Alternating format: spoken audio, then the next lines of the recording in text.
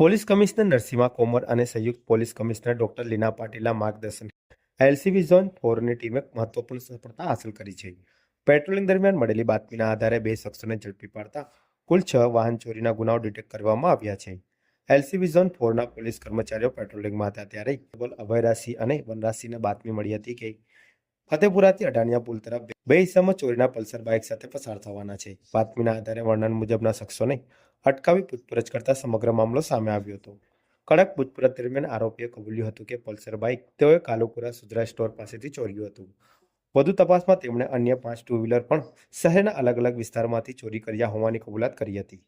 યશ ઉર્ફે ગરદુ પ્રદીપભાઈ યાદવ, બંકિમ રમેશભાઈ તડવી. પોલીસે આરોપીઓ પાસેથી કુલ ₹3,85,000ની કિંમતના વાહનો કબજે કર્યા છે. આ કાર્યવાહીથી સિટી, પાણીગેટ, હરણી, વારસિયા અને વાપોદ પોલીસ સ્ટેશનમાં નોંધાયેલા કુલ 6 ગુનાઓ ડિટેક્ટ થયા છે. તમામ ગુનાઓ બીએનએસ કલમ મુજબ નોંધાયેલા છે.